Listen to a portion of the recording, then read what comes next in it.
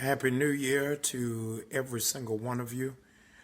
I believe in God for you that this year is going to be so good.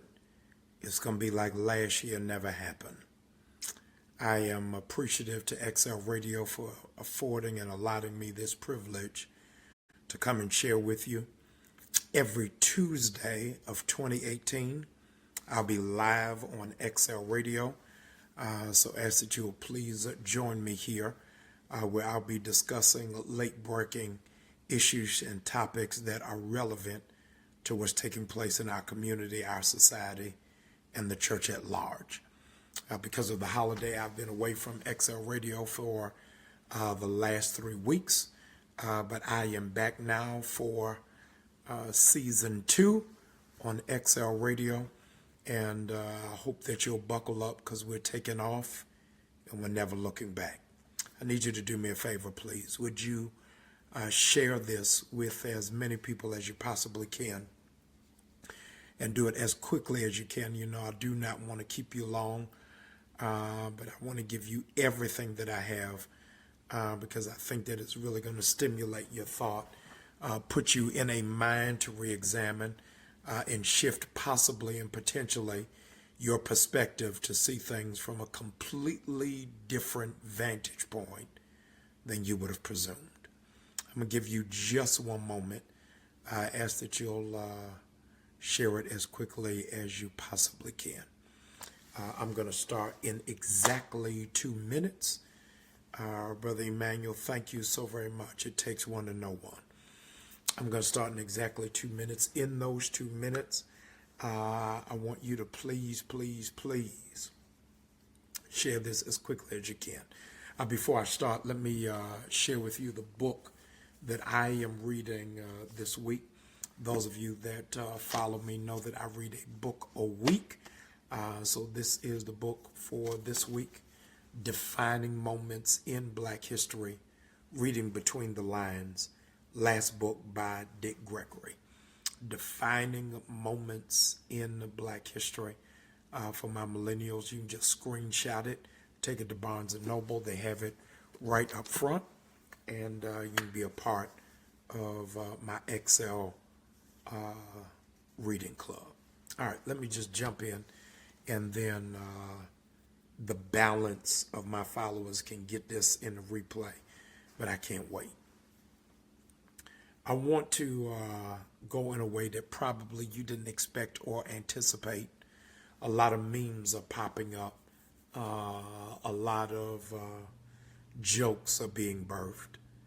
And nobody really is seeing the spiritual value of a video that has gone viral.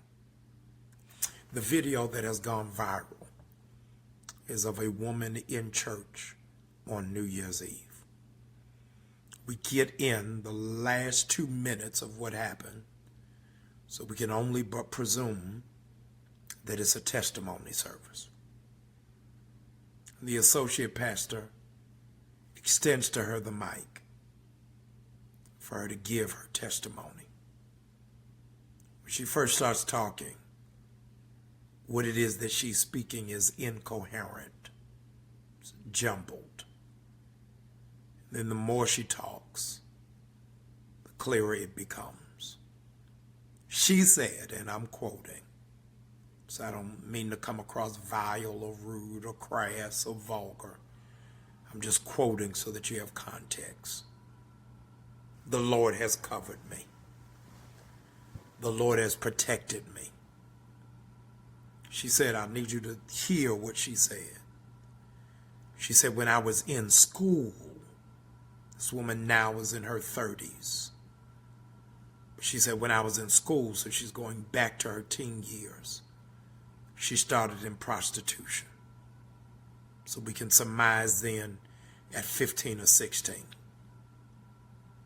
Then, because she's in a church that is sanctified, says I was performing oral sex, but y'all are so holy, y'all don't know what that is. So she's trying to help the church mothers understand what that is. She said, I'm using my mouth. And after she said that, the associate pastor lowered the mic. She then says, again, pardon me for those of you who are faint of heart.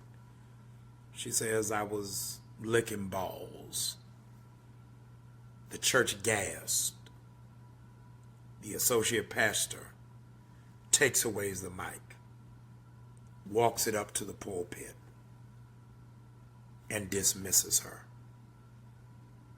And immediately this video goes viral. And my spirit and heart are broken. They're broken for several reasons. I hope you'll give me a minute to enumerate, articulate, and then try to perform an autopsy on. It's the last night of the year, and her testimony is that she was in prostitution. And she's sharing this to the whole church. And not one person runs up to say, are you still in this life? There's evidence that you're under the influence, that you're broken, that you're fractured. Where's the women's department? To say, how did you get into this? Who all did you leave in the hotel? What can we do about your housing? The saint said, what God brought you from is too much for you to talk about. I need you all to let that seep in. The saint said, it is not appropriate for you to say what God did for you, because you're not speaking in a language that has been bleached for our comfort and diluted for our respectability politics. So as a consequence, the world today and the saints have made it go viral without anybody ever pulling a question as to where is she now? What did the church do to put a hedge fence of protection? And where are we with a generation that is more sexual than they are spiritual? So comedians went off on the deep end about what it is that she said without there ever being a moment for deliverance. Now, I want to pull this together for you. And this is not an evangelism scope. This is for those of us who are in the church. The last time a testimony went viral, it was a young man at a Koja conference who began screaming, he's been delivered. That went viral. And many of you who are on now follow him simply for entertainment value. And look, watch this, at a mockery at the power of deliverance and transformation. And not for the opportunity of what it is that the salvific power of the blood can in fact implement. And it dawned on me after the seventh person sent me the viral video of a woman sharing from her heart what she's been delivered from. It occurred to me why it's a mockery, why it's funny, and why it is being circulated by saints. I know I'm going to be hung on the guillotine. I know I'm going to be voted off the island. I know I'm going to be castigated as a reprobate, because what I'm getting ready to say is countercultural to this hour of church. Oh, Pastor, just go ahead and say it.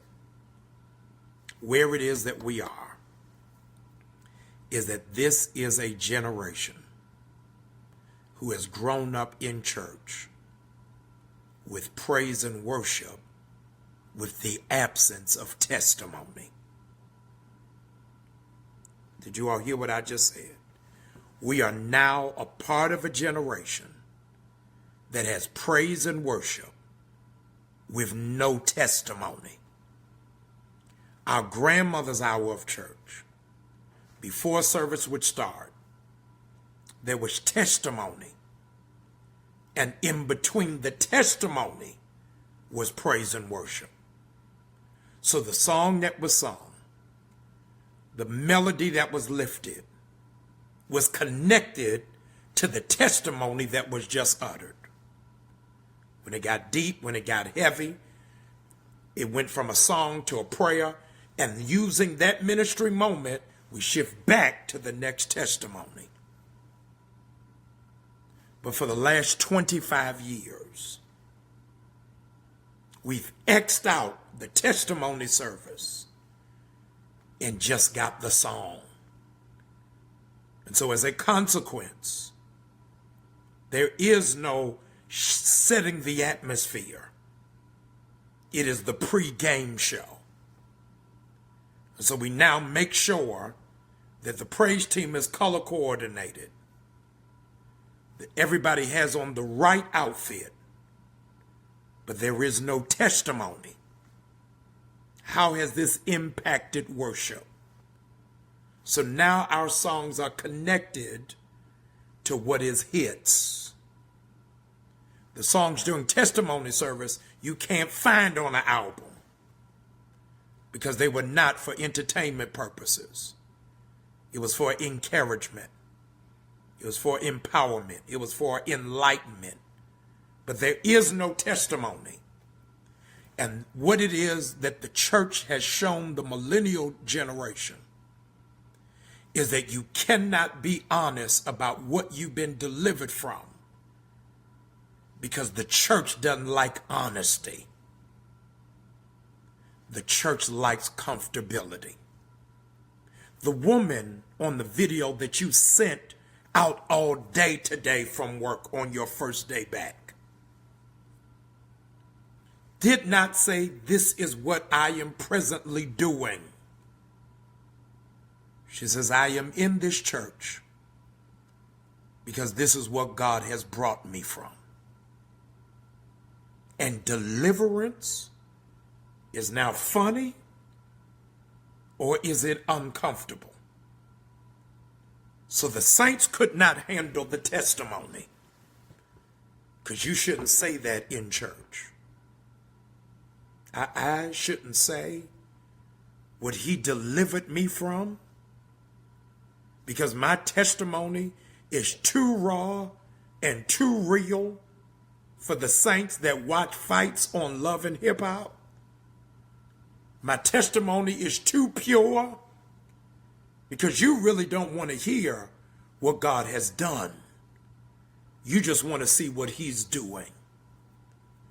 My father said to me years ago, and I didn't even understand it until the last 48 hours, is the church loves Paul, but want to act like Saul never existed. People love your New Testament, but can't handle your Old Testament. And so she was out of order, we think, in conventional thought for giving the testimony. Unless I do the electric slide into hypocrisy, I'm telling you that if I was there that night, I probably would have done the same thing that pastor did and took the mic away because I couldn't see myself. But what message does that give to the church? What message does that give to millennials who are sexually active at 12, 13, 14? What message does that give to some 16-year-old struggling with his sexuality, his identity? What message does that give for the 23-year-old girl who's already had 2 abortions? What message does that give for the baby mama that got 3 different baby daddies at 25? What message does it give? When you come here, the one place where you ought to be honest, you can. Because we'll take the mic away. And not only will we take the mic away, we'll post it. Because your deliverance seems funny to us.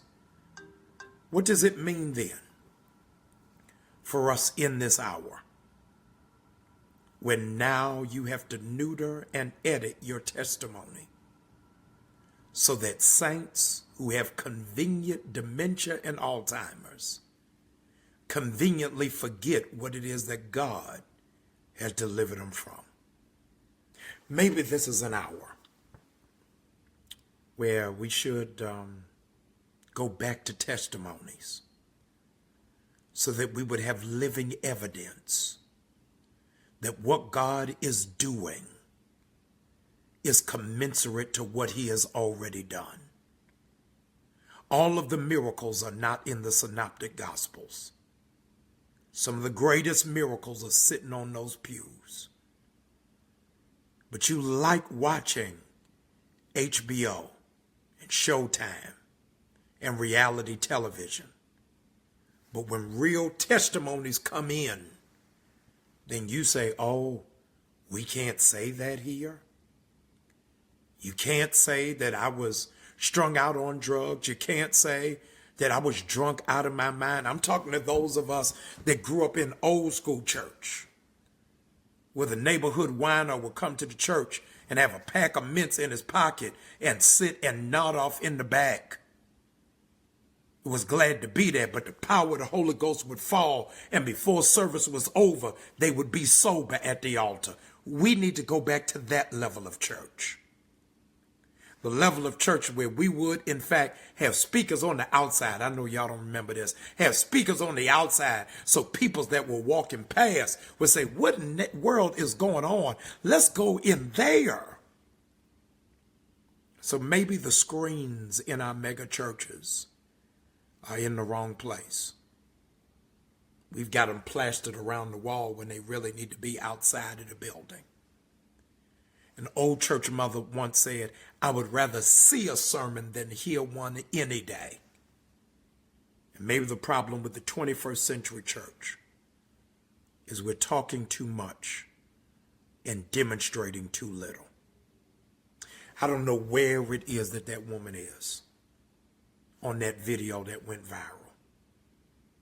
My heart yearns to say, I hope she didn't give up on church. My spirit goes out saying, I hope after it is that some relative, some friend shows her that somebody in the church took the video and put it online, that she won't think to herself, I can't go back to church because my brokenness is now an object of mockery. I can't go back to that church because what God has brought me through is too much for church people. They can't handle my testimony, but claim they pray during my trials. On Sunday night before our watch night service, I did testimony service. People gave the garden variety testimonies about bills being paid, cancer cells diminishing, job opportunities offered. My church clapped. They applauded. But I wonder if the people from the Bible walked in your church on Sunday, would you take away the mic from the woman that was caught in adultery? And all of the saints said, let's stone her. And Jesus said, he without sin cast the first stone. Could she testify at your church that she was caught in the bed with somebody married? Can she come to your church? I don't know. I don't have the answer. All I'm suggesting is maybe two things. Stop treating church like Disney World, that everybody's testimony got to be pretty and polished. And understand that some testimonies are ugly, nasty, vile, dirty. But that's the wonder-working power of his grace, the wonder-working power of his love, that while we were yet sinners, he died for us. Find yourself a church that can handle your testimony. If they can't handle your testimony, you are in a ministry full of phonies. You have to be in a ministry that can handle your testimony without being intimidated, without being threatened. And then the church has got to surround you and say, we love you all the way through it. My ministerial mentor, one of them, Bishop Noel Jones, said to me years ago, your real friends know the truth about you and love you anyway. I hope that wherever you go to church, you got friends who will know the truth about you and love you anyway. We use the cliche that this is not a museum, but it's a hospital. If we really mean it, then we wouldn't be looking for asthma pumps during the testimony service. I believe I'll testify. I'm Jamal Bryant, a sinner saved by grace, who is dared enough in the gospel to still preach as a high school dropout, having a GED, having a divorce for infidelity, having a child out of wedlock. But by his grace, I'm still here. If you can't handle my testimony, somebody else is going to come on XL Radio after me. But I'm thankful that his grace is not for the perfect. His grace is for the perfected. God bless you. Have a great night.